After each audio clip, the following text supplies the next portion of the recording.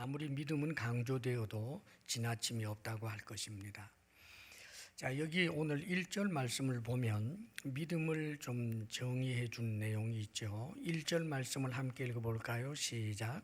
믿음은 바라는 것들의 실상이요 보이지 않는 것들의 증거니. 이 말씀을 있는 그대로 이렇게 보게 되면 믿음은 바라는 것들, 즉 원하는 것, 소망하는 것, 이런 것들이 실상으로 나타나게 하는 것이다. 그러니까 정말 소원하는 것이 실상으로, 실체로, 본체로 드러나게 하는 것이 믿음이다. 또 보이지 않는 것들의 증거니, 하나님 보이지 않죠. 그리고 하나님 나라도 우리가 현재 가시적으로 이렇게 볼 수 있는 것은 아닙니다. 그런데 믿음은 이 보이지 않는 것들, 이것이 증거다라고 하는 것은 객관적으로 완전히 드러나는, 말하자면 보이지 않는 것을 보는 것처럼 드러나게 하는 그런 능력이 이 믿음에게 있다는 거예요. 자, 그러다가 보니까 이 정의를 잘못 이해를 해서 믿음이 크기만 하면, 큰 믿음이 있으면 바라는 것은 전부 이루어진다. 바라는 것은 다 실상이 된다. 정말 믿음이 아주 크면 보이지 않는 것도 보게 된다. 이렇게 이해할 수도 있어요. 그러나 그것은 성경적 믿음이 아닙니다. 가령 성공을 원해요. 나는 성공하고 말 거야. 나는 성공할 것을 믿어. 정도야, 너는 성공해. 하나님이 너 사랑하시고 그러니까 너는 성공해. 너는 분명히 성공해. 그래서 내가 성공한다는 믿음을 굳게 붙들고 있으면 반드시 성공한다. 내가 원하는 대학이 있는데 저 대학에 들어가기를 정말 내가 소원하고 그것을 굳게 믿으면 하나님 붙여주실 줄로 믿습니다. 그래가지고 그렇게 믿으면 그 대학에 붙는다. 이게 맞는 말이에요? 눈치챘죠? 뭐 아닌 거. 자, 이 성경에서 말하는, 또 지금 히브리서 11장에서 말하는 이 믿음이란 대전제가 하나 있어요. 믿음은 하나님을 인격적으로 신뢰하고 그분이 주신 약속의 말씀들을 믿는다라고 할 때 이 믿음이라는 말을 써요. 그러니까 우리가 믿음을 이야기할 때 믿음이 크면 놀라운 일을 무엇이든지 다 할 수 있다라고 생각하는 이것은 소위 적극적 사고방식 혹은 긍정적 사고예요. 이 적극적 사고방식이라든지 긍정적 사고는 사실상 부정적 사고를 갖는 사람들보다는 훨씬 좋은 그런 생각의 습관이에요. 우리 크리스찬들도 가급적이면 적극적이고 긍정적인 사고를 하는 게 옳습니다. 그러나 긍정적 사고, 적극적 사고가 곧 믿음이다. 이건 곤란해요. 믿음은 그 믿음 자체보다 믿음의 대상이신 주님을 더 귀하게 여기고 더 중심으로 생각할 줄 알아야 합니다. 자, 누군가에게 큰 믿음이 있어서 문제 해결을 했다고 합시다. 가령 성경에 보면 백부장이 자신의 그 하인이 중풍병 든 것 때문에 예수님에게 나와서 이 사람을 보내서 하인의 중풍병을 고쳐달라고 그러잖아요. 그런데 우리 주님께서 가서 고쳐주겠다라고 하니까 주님은 오실 필요가 없습니다.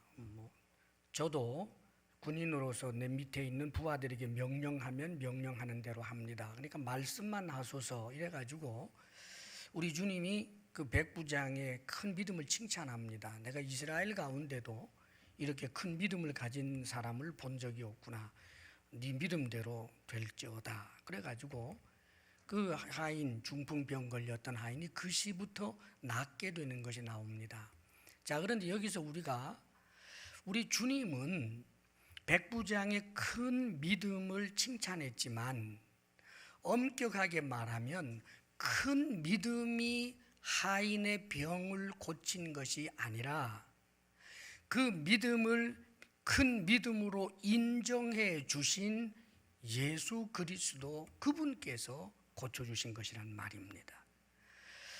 잘못하면 믿음 그 자체가 신통방통한 능력이 있다라고 하는 착각을 가지게 되면 생각해 보십시오. 산을 명하여 바다에 던지우라라고 해서 산이 바다에 던져졌다. 그러면은 그 자랑과 능력이 전부 뭐예요? 내가 믿음이 커서가 되잖아요. 믿음이 하나님보다 위에 있을 수 없어요. 다시 말하면 항상 우리의 믿음의 근거가 하나님을 향한 믿음이어야 하고, 그리고 하나님의 약속의 말씀을 믿는 것이어야 하고, 나아가서는 하나님이 주신 말씀을 따라 살아가는 삶과 함께 연관되어 있는 것이 바로 믿음인 것입니다. 그렇기 때문에 우리의 믿음은 언제나 이 계시된 성경에 계시되어 준 이 하나님이 어떤 분이신지를 알고 그분이 사랑이심과 동시에 진노하시는 심판의 하나님이시고 또 창조하신 하나님이시고 섭리하시고 다스리시는 절대 주권의 하나님이다라고 하는 성경에서 우리에게 가르쳐 주시는 그 계시의 내용을 따라서 하나님을 믿고, 동시에 하나님께서 역시 이 계시해 주시는 성경 말씀을 통해서 우리에게 약속해 주신 말씀을 믿는 것이 믿음입니다. 그래서 그 말씀을 믿음으로 계속해서 믿음을 지켜나가게 되면, 그러면 반드시 하나님께서 약속해 주신 그것이 성취되는 날이 있는데, 이것을 오늘 지금 성경은 실상이라고 표현해 준 거예요. 자, 우리는 복음을 들었어요. 예수님을 믿음으로 우리는 구원을 받아요. 믿으십니까, 여러분?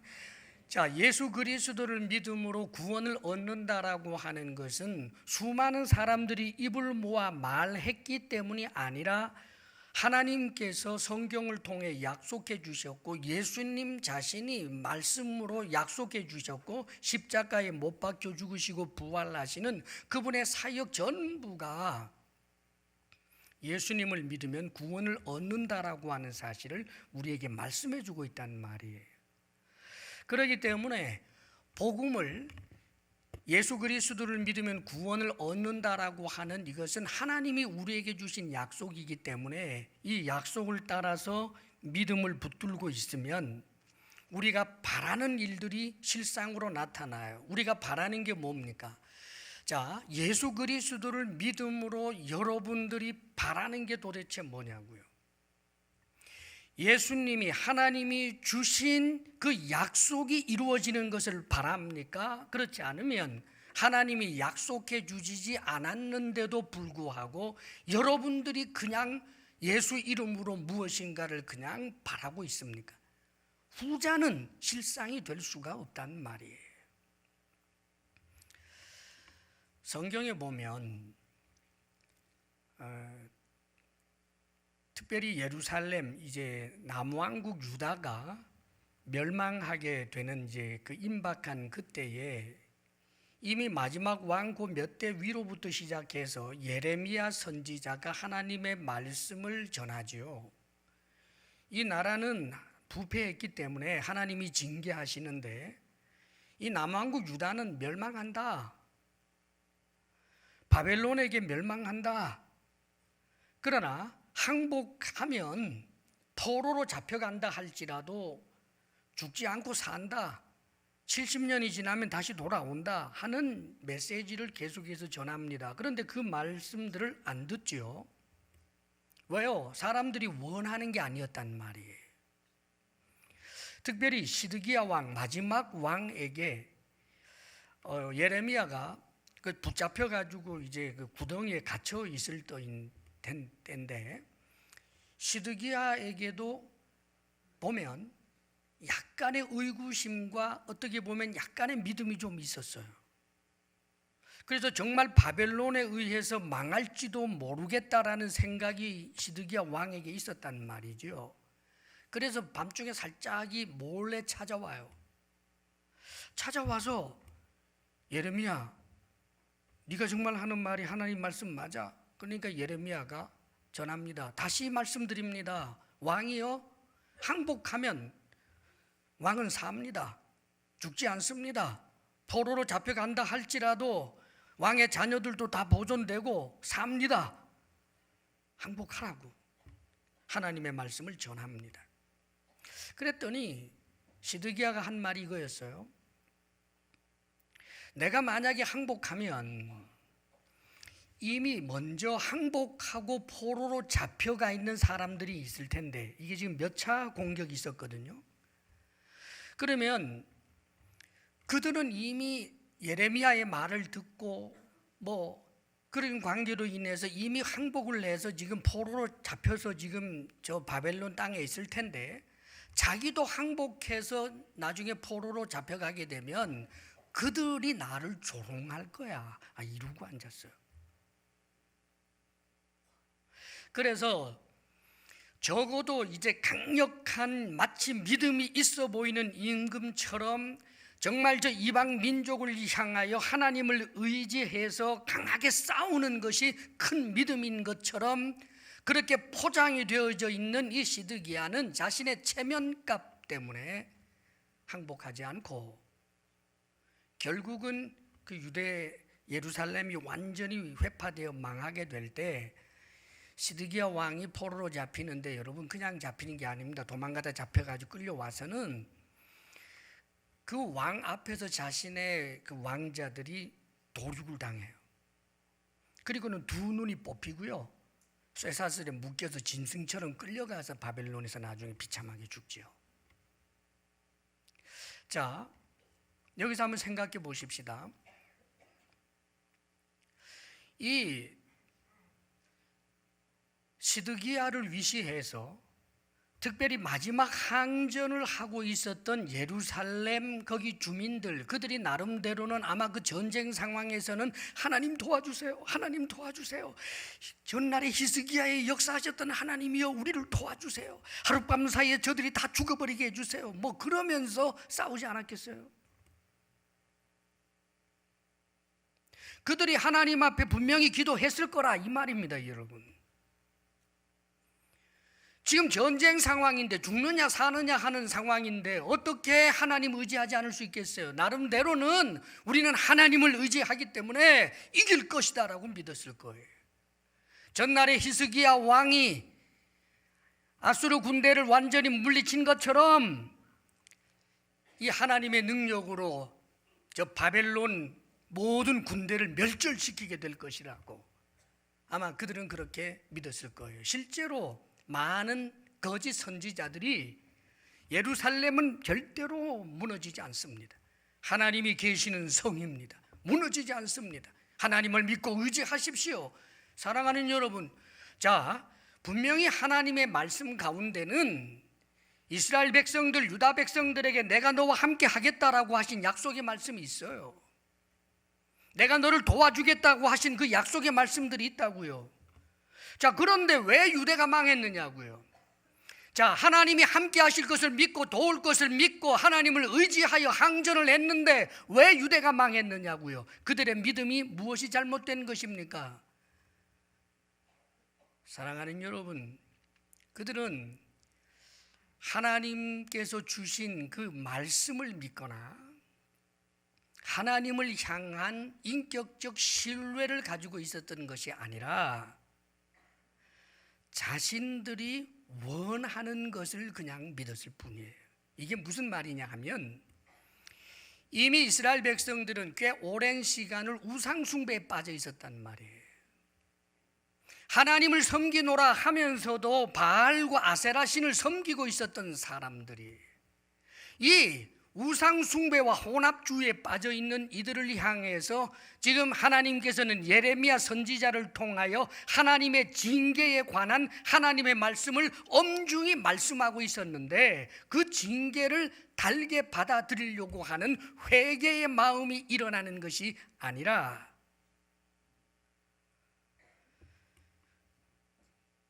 그저 자신들이 원하고 싶은 것을 이루고 싶을 뿐, 이게 믿음이 아닙니다, 여러분.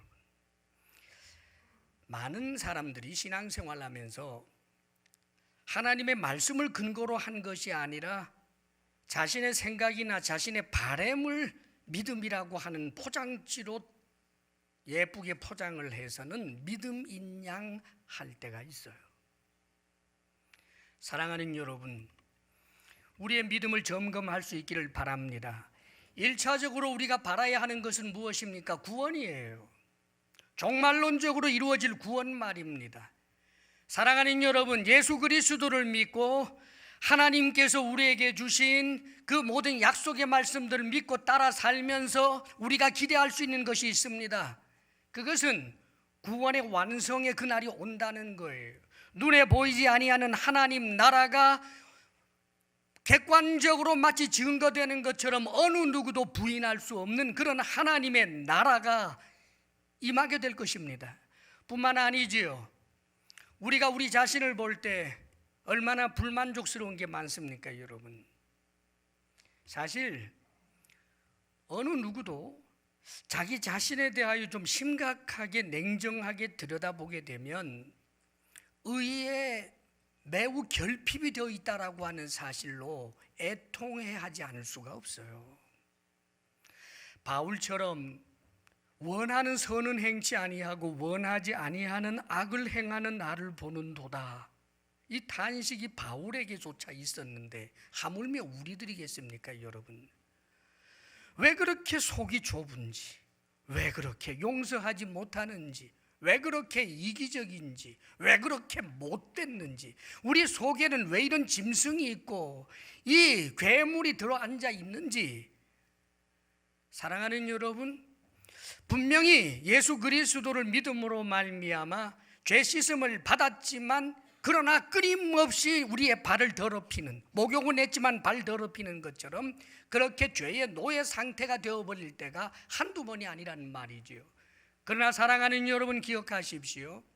그날이 오면 예수 그리스도를 믿는 자를 의롭다 그렇게 인정해 주시겠다고 하시는 그 약속의 말씀이 지금 법적으로만 이루어지는 것이 아니라 언젠가 그날이 오면 우리는 능력면에 있어서도 온전히 천사와 같아서 마치 죄를 전혀 알지도 못하는 자처럼 우리 주 예수 그리스도의 그 의를 덧입게 되는 것입니다. 할렐루야. 이것이 우리가 바라는 것 아닙니까, 여러분? 사랑하는 여러분, 우리가 바라는 것이 무엇입니까? 전부 주님 안에 있지 않아요. 지금 우리는 가난해요. 우리 중에 가난한 사람들 많습니다. 이 중에서 정말 대단한 부자라고 할 만한 사람이 몇이나 되겠어요. 사실 신앙인들 가운데서 오히려 믿지 아니하는 이들보다 더 팍팍하고 어려운 삶을 살고 있는 분들 저도 숱하게 봅니다. 그러나 저는 말할 수 있습니다. 그가 가난하지만 예수 그리스도를 믿는 믿음을 지키고 나아가노라면 언젠가 그날이 오면 그는 하늘의 보화를, 사랑하는 여러분, 하나님이 가지신 그 모든 것을 함께 누리는 그 엄청난 부요함을 실상으로 경험하게 될 것입니다. 할렐루야. 무슨 철학적인 이야기가 아니에요. 몽롱한 무슨 이야기가 아니고 실상으로 나타난다는 말입니다. 더 이상 배고픔이 없고, 더 이상 병듦이 없고, 더 이상 늙음이 없고, 더 이상 죽는 것이 없는 영광스럽고 신령한 몸으로 우리는 하나님 나라 그 곳을 믿음의 선배들하고, 이를테면 아브라함이라든지 모세라든지 다윗이라든지 혹은 신약의 위대한 인물들 바울이나 베드로, 그들과 함께 손에 손을 잡고 하나님을 함께 찬양하게 되는 그날을 우리가 실상으로 경험하게 될 날이 오게 될 것입니다. 사랑하는 여러분, 이것이 믿음의 가장 중요한, 참으로 바라는 것입니다. 우리가 믿고 바라는 것은, 가장 중요한 것은 종말론적인 데 있는 것입니다. 우리가 믿는 것에 대하여 바라는 것이 다만 이 생뿐이라면 그는 아주 비참한 사람이에요. 차라리 다른 우상 숭배하는 게 낫습니다. 마음의 위로나 받으면서 말입니다. 내 멋대로 해도 이래라 저래라 그렇게 구속하는 것도 없는 우상 숭배가 차라리 나을 거예요. 우리가 바라는 것은 이 생의 것만이 아니고 궁극적으로 완성될 하나님 나라, 그 속에 우리가 있게 되는 것, 이것이 우리가 바라는 것입니다. 여러분, 이 복음의 내용을 굳게 붙들 수 있기를 주의 이름으로 축원합니다. 자, 그러면 우리의 믿음은 결국 영혼 구원 혹은 종말론적으로 완성될 그 구원의 완성, 저 미래적인 것에만 우리의 믿음의 용도가 그렇게 활용되는 것인가? 그건 아닙니다, 여러분. 우리의 믿음이 가장 중요한 것은 하나님의 그 주시는 약속의 말씀을 믿음으로 종말론적으로 이루어질 구원의 완성을 우리가 참으로 최종적인 미래지요. 그것을 바라보면서도 우리의 믿음은 현실적인 삶의 문제에 대해서도 하나님께서 응답해 주시는 실상, 해결해 주시는 실상, 보이지 아니하시는 하나님이 마치 살아계신 하나님으로 당신 자신을 증거하는 것처럼 믿는 자에게 하나님, 보이지 아니하는 하나님이 보이는 하나님처럼 나타나는 역사들, 현실적 삶에도 있습니다, 여러분.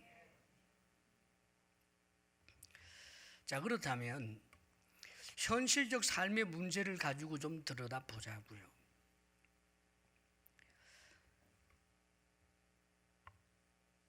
내게 믿음이 있으면 현실의 삶의 모든 문제가 해결된다. 반은 맞고 반은 틀렸어요. 하나님께서 우리에게 주신 약속의 말씀들이 현실적인 문제들을 해결하는 것에 대한 약속의 말씀들도 무수히 많아요. 우리가 이 땅을 살아가는데 필요를 채우는 방법, 사람과 사람 사이의 그 관계를 사랑의 관계로 발전시켜 나가기 위해서 하나님께서 우리에게 주시는 말씀들 무수히 많습니다. 그 말씀을 믿고 그 말씀을 따라 사노라면 이 땅의 현실적인 삶의 문제에 대해서도 하나님께서 해결해 주시는 그 실상들을 우리는 경험하게 될 것입니다. 성경 속의 믿음의 선배들이 그런 모습들을 얼마나 많이 보여줬습니까? 자, 우리는 종말론적으로든지 현실 속에서든지 우리의 믿음은 하나님께서 해결하시거나 구원의 완성을 일으켜 주시는 그 실상들을 경험하게 될 터인데, 그러기 위해서 믿음에는 반드시 필요한 요소가 하나 있어요. 그것은 믿음에는 항상 인내가 요구됩니다. 이것은 무슨 말이냐 하면 주님께서 이를 실상을 이루실 때까지, 구원의 완성을 이루실 때까지 우리가 끊임없이 현재적인 믿음을 지켜내고 있어야 한다는 뜻입니다. 자, 믿음은 단회적인 게 아니란 말이에요. 내가 한번 믿었으면 그것으로 다 끝나는 게 아니란 말이에요. 예수님은 그리스도십니다, 살아계신 하나님의 아들이십니다, 이 고백 한번 하고 나면 다른 것은 다 자동적 연쇄 반응으로 다 탄탄대로가 되는 게 아니라는 말입니다. 주는 그리스도시요 살아계신 하나님의 아들이십니다 고백해도 높은 산이 있고, 주는 그리스도시요 살아계신 하나님의 아들이십니다 그렇게 믿고 춤을 춰도 건너야 할 강이 있고, 넘어야 할 산도 믿음으로, 건너야 할 강도 믿음으로, 사랑하는 여러분, 당면한 모든 문제 앞에서 우리 주님을 향한 그 믿음, 하나님의 약속의 말씀을 믿는 믿음의 현재성을 지켜내야 합니다. 그게 바로 인내예요.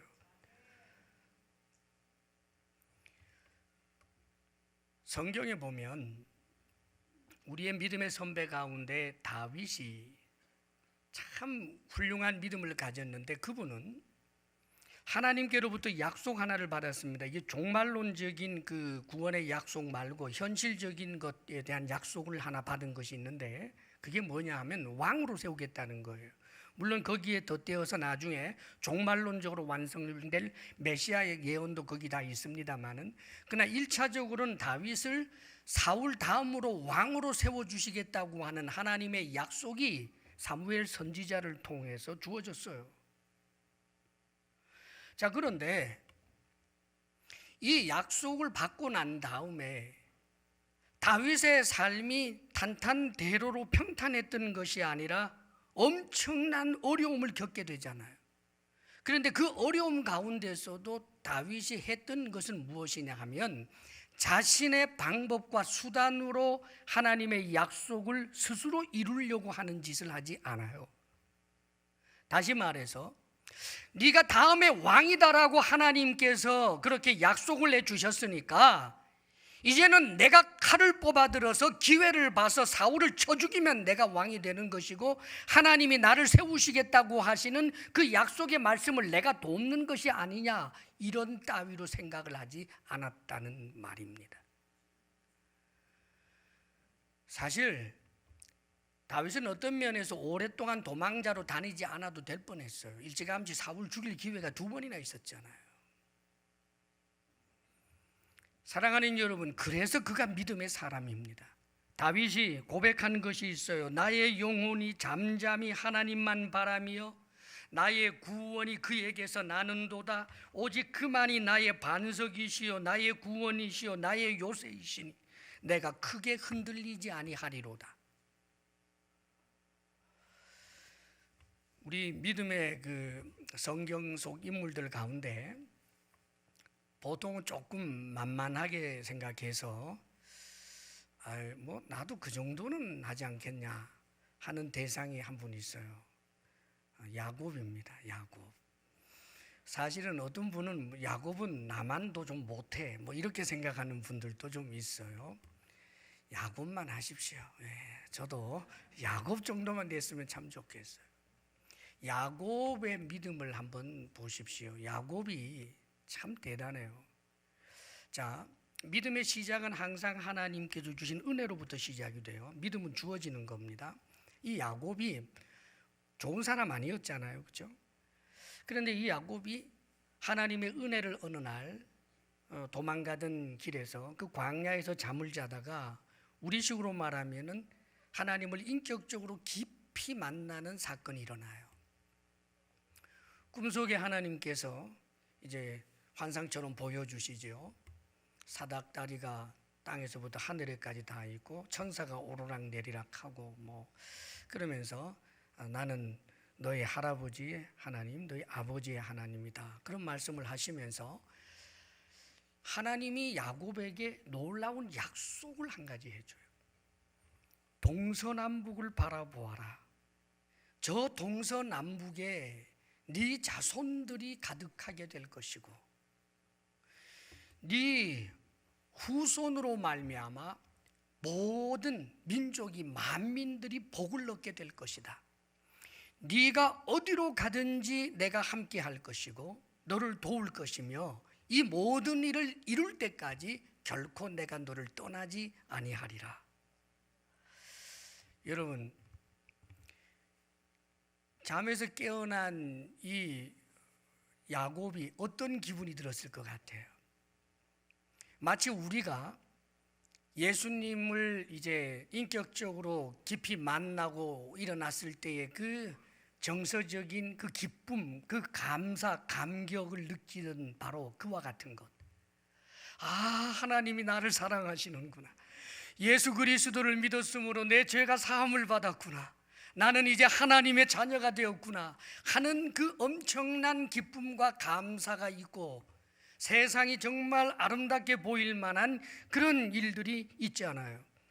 이 야곱이 아마 그랬을 거예요. 하나님이 나를 사랑하시는구나.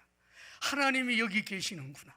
하나님이 나와 함께 하시는구나. 아, 이제 이 세상은 살아볼 만한 세상이구나. 내가 조금 더 두려워할 것이 없겠구나. 그래서 그때부터 꽃길만 걸은 게 아니고요, 그 은혜가 있었는데 그가 당면한 삶의 현실에는 넘어야 할 산과 건너야 할 강들이 즐비했어요. 자, 그 은혜를 받자마자 도착한 곳 외삼촌 라반을 볼 때 은혜 받은 사람이니까 더 은혜롭게 대할 것 아니에요. 더 정직하게 대하고 더 살갑게 대하고 얼마나 잘했겠어요. 그런데 이 사람은 외삼촌이 아니에요. 얼마나 못된 사람인지. 장인이 되었지만 사실 장인이라고 할 수가 없어요. 얼마나 불이익을 주는지 몰라요. 사랑하는 여러분, 하나님께서 약속을 주셨는데 그렇단 말이에요. 함께 하시겠다, 도와주겠다라고 했는데 그런 일들이 일어나요. 그런데 여러분, 참 재미있는 건 이런 야곱에게 나쁜 일만 또 있었던 건 아니에요. 그에게 좋은 일이 일어났는데 그것도 하나님께서 베풀어 주신 기적과 같은 일들 말이에요. 외삼촌의 그 재물이 오히려 야곱의 것이 되도록 하나님이 역사하시는 그 아주 신기한 경험을 하면서 하나님은 날 사랑하시는구나 다시 한번 확신했을 거예요. 사랑하는 여러분, 여러분들에게는 그런 신앙의 간증거리가 없나요? 자, 그런데 이렇게 좋은 일만 계속해서 연속되면 얼마나 좋겠어요. 형 에서하고 만났을 때 화해가 일어나고 말이죠. 그런데 여러분 아십니까? 그 큰 기쁨과 은혜가 있은 지 얼마 되지 않아서 사랑하는 딸 디나가 추행을 당해요. 그뿐입니까? 가장 사랑하는 아내 라헬이 아기를 낳다가 아기 낳고 나자마자 죽어버려요. 안 믿는 사람들에게도 그렇게 흔하게 일어나지 않는 일이 하필 왜 내게? 하나님 나 사랑한다고 했잖아요. 하나님 나에게 나타났잖아요. 하나님이 나와 함께 하신다고 했잖아요. 나를 특별히 그렇게 사랑하신다고 해놓고 어떻게 내게 이런 일이 일어날 수 있어요? 항변할 만합니다. 물론 야곱이 이런 중에도 하나님을 찬송할 만한 그런 정도의 믿음이 있었던 사람은 아니지만 결코 그런 좋지 않은 일이 일어났다고 해서 그가 하나님의 사람됨의 의무를 저버리지 않아요. 여전히 하나님 앞에 제단 쌓고 자신이 하나님의 사람이라고 하는 정체성을 눈물을 흘리면서도 붙들고 있어요. 더 큰 일 일어나죠. 가장 사랑하던 아들 요셉이 어느 날 사라졌는데 나중에 보니까 짐승에게 뜯어 먹혔다라고 하는 정황이 드러난단 말이에요. 그 정도 되면 여러분, 하나님 도대체 뭐요? 할 만하지 않습니까? 야곱이 버텨냅니다. 내가 하나님 만나서 본 이익, 물론 돈 좀 번 것 사실입니다. 하나님 만나서 얻은 이익, 에서하고 화해한 것 사실입니다. 그러나 하나님, 우리 디나가 추행당할 때 뭐 했어요? 하나님, 내 아내가 죽을 때 뭐 했어요? 하나님, 내 아들 요셉이 짐승에게 뜯어먹힐 때 뭐 했어요? 이러면 답이 없어요. 그런 일이 있는데도 믿음을 지킨 거예요. 그리고 나서 여러분, 믿음을 지켰으니까 단번에 반전이 일어나면 얼마나 좋아요? 아닙니다. 여러분, 세월이 흘러요. 많이 흐릅니다. 가나안 땅에서 그럭저럭 그냥 사는 거예요. 뭐 동서남북을 보아라. 동서남북에 너의 자손들이 가득하게 될 것이라. 천만에요. 세월이 흘러도 70명 정도밖에 되지 않는 종들 다 포함해서, 그리고 가나안 땅에서 세력 있는 자들 앞에서는 명함도 내밀지 못하면서 작은 족장으로 그냥 그렇게 산 거예요, 여러분. 그러다가 나중에 죽은 줄 알았던 요셉이 살아났다라고 하는 것, 총리가 되었다라고 하는 큰 기쁨을 얻고 감사하게 되는 일이 일어나지요. 그런데 여러분 잘 생각해 보십시오. 그 세월이 많이 흘러서 요셉이 총리가 되고 난 다음에 요셉으로 인해서 이집트로 이 70명 가족들을 데리고 이주를 해 가게 되는데, 그때 바로 왕이, 이집트의 왕 바로가 야곱에게 이렇게 물어요. 네 나이가 몇 살이냐? 130살입니다. 험한 세월을 살았나이다. 여러분, 130년 세월, 이 좋은 일을 주시려면 좀 일찍 주지. 그 긴 세월을 울고 소망 없이 살도록 만든 이 하나님, 사랑하는 여러분, 그래도 믿는 것이 믿음입니다, 여러분. 자, 그렇다면 도대체 하나님이 주신 그 약속의 말씀은 야곱이 살아생전에 경험한 것입니까? 아니요. 사실은 정직하게 말하면 동서남북에서 야곱의 자손이 가득한 거 본 적도 없고, 야곱의 후손을 통하여 수많은 사람들이 복을 얻게 되는 것도 보지를 못했습니다, 야곱은. 그런데 야곱이 여러분 언제적 사람이냐 하면 주전 한 1900년대 사람이에요. 주전 1900년대. 그러니까 오늘로 생각 서구해서 보게 되면 거의 한 4000년 전의 사람이에요. 그러니까 4000년 전 가까운 시대에 그때 죽은 거예요, 여러분. 자, 그런데 야곱이 지금 무엇을 느끼고 있을 것 같아요? 하나님이 하신 그 약속의 말씀이 공수표가 아니라는 것, 지금 그가 죽어서 그의 영혼이 하나님과 함께 있으면서 낙원에 머물러 있으면서 야곱 자신의 후손으로 이 땅에 오신 예수 그리스도 그분으로 말미암아 복을 받게 된 수많은 만민들, 진정한 영적 이스라엘, 야곱의 진정한 후손들, 교회, 예수 믿는 사람들, 하나님을 경외하는 사람들, 그들이 야곱의 자손처럼 되어서 동서남북에서부터 나타나 저 낙원에 도착하는 그 영혼들을 볼 때마다 야곱의 마음이 어떠했을 것 같습니까, 여러분? 아직도 야곱에게 주신 하나님의 약속의 말씀은 지금도 계속해서 성취되고 있는 중입니다.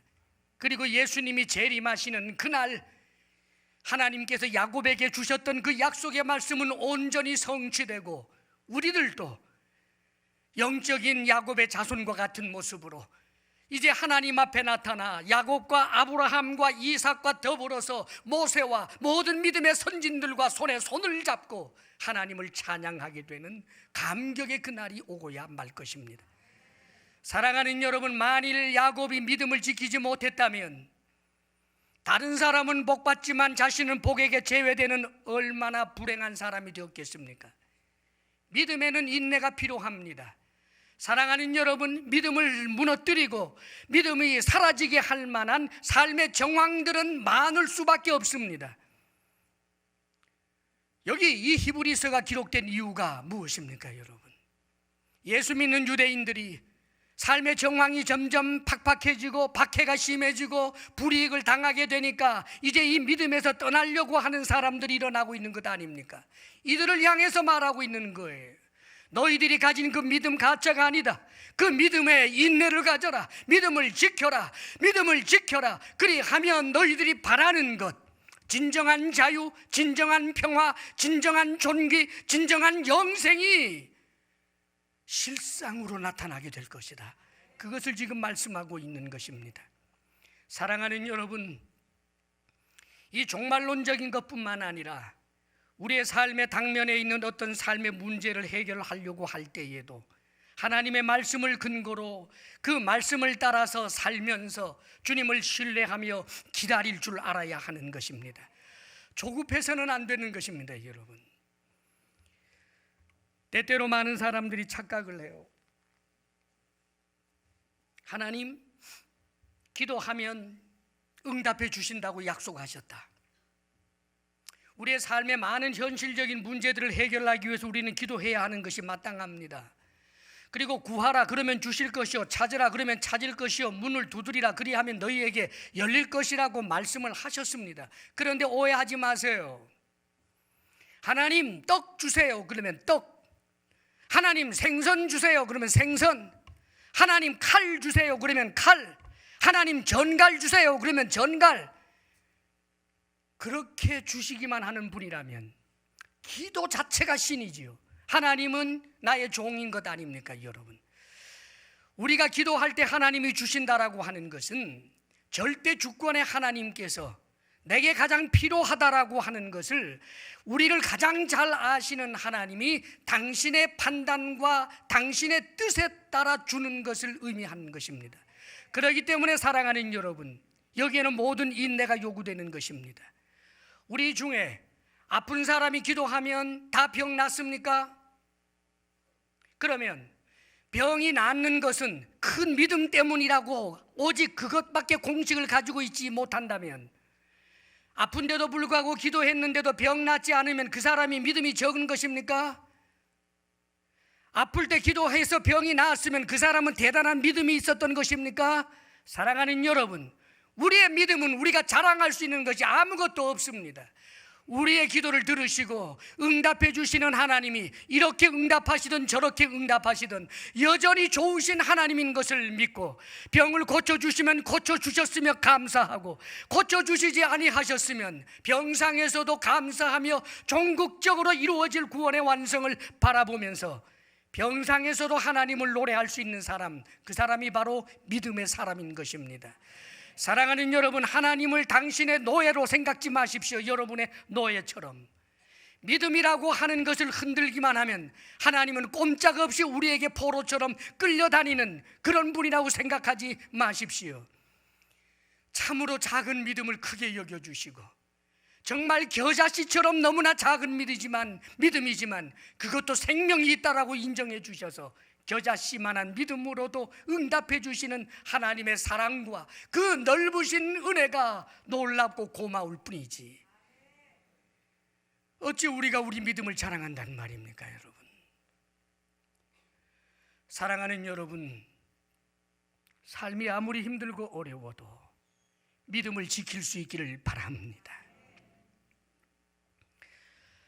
한 가지 당부의 말씀을 드립니다. 특별히 요즘 우리가 그 바이러스, 뭔 바이러스죠? 갑자기 내가 외웠는데 이랬어요. 코로나 바이러스. 이 바이러스로 인해서 많은 사람들이 이제 두려워합니다. 그런데 오늘 말씀 3절에 이런 말씀이 있어요. 잘 기억하세요. 믿음으로 모든 세계가 하나님의 말씀으로 지어진 줄을 우리가 아나니 보이는 것은 나타난 것으로 말미암아 된 것이 아니니라. 자, 코로나 바이러스와 같은 우리가 생각지 못했던 어떤 삶의 정황들, 쥐레처럼 터지는 것들이 살다 보면 있어요. 이것도 해결하는 방법은 믿음입니다. 그런데 이 믿음이라고 하는 것은 하나님을 향한 전적인 신뢰예요. 그리고 이 믿음은 하나님께서 사람들에게 부여하신 어떤 지적인 능력과 그런 과학적인 능력을 부여해 주셔서, 이를테면 이 코로나 바이러스에 대해서 과학자들이나 의사들이 발견해낸 그 정보들을 하나님이 주시는 넓은 의미에서 은혜 가운데 하나로 받을 줄 알아야 돼요. 그렇기 때문에 이런 코로나 바이러스와 같은 이런 병들이 창궐하게 될 때 우리 믿는 사람이라고 해도 사람들 모이는 데 가서 주의를 하고, 또 뭐 기침을 하거나 그럴 때 혹시라도 내가 다른 사람에게 병을 전하는 매개체가 될까 봐 스스로 자기 자신을 조심하고, 이런 것들은 다 하나님 앞에서 합당한 것입니다. 손을 깨끗하게 씻고, 이번에 제가 좀 봤어요. 인터넷 뒤져서 봤더니 이 코로나 바이러스를 좀 예방하기 위해서는 열심히 손 씻어야 된다고 합니다. 그래서 교회에 저기 손 씻는 것도 갖다 놓은 거예요. 그뿐만 아니라 비타민 C를 먹어라, 뭐 비타민 D를 먹어라, 목이 마르지 않도록 계속해서 물을 자주 마셔라. 예, 유익한 정보입니다. 메모들 하십시오. 예. 자, 그런 것들을 활용하는 것을 부끄러워하지 않아야 합니다. 크리스찬들이. 다만 코로나 이 바이러스 때문에 지나친 두려움으로 인해서 사회생활을 하지 못할 정도로 전전긍긍하고 예배의 자리도 겁나서 못 나오고 셀 모임도 없앴으면 좋겠다 그러고 이렇게 주저앉아서는 안 된다는 말입니다. 왜 그렇습니까? 이 모든 것, 눈에 보이는 이 모든 것들은, 삼남만상 이 모든 것들은 눈에 보이지 않는 분, 우리 하나님의 통제 속에 있는 것이기 때문입니다. 사랑하는 여러분, 대단히 죄송합니다만 제가 지금 코로나 바이러스로 죽어야 한다면 하나님이 날 죽이시겠지요.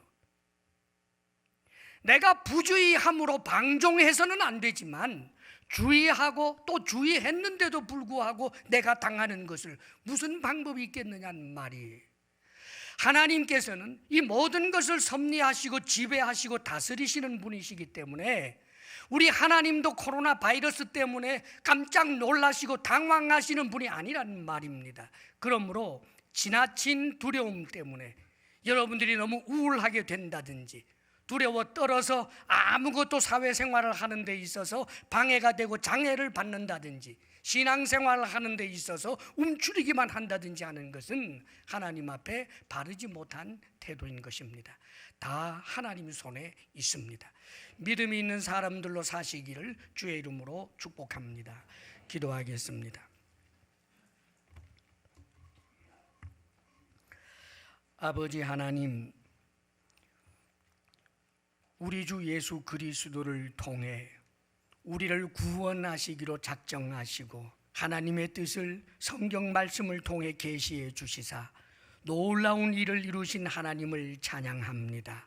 아버지여, 우리가 하나님을 믿고 하나님께서 주신 그 약속의 말씀을 믿으며 하나님이 우리에게 명하시는 말씀을 따라 살아가는 믿음의 사람이 되게 하여 주시옵소서. 아버지여, 어떤 어려움 가운데서도 믿음을 지켜내는 인내하는 이들이 되게 하여 주옵소서. 예수님 이름으로 기도하옵나이다. 아멘.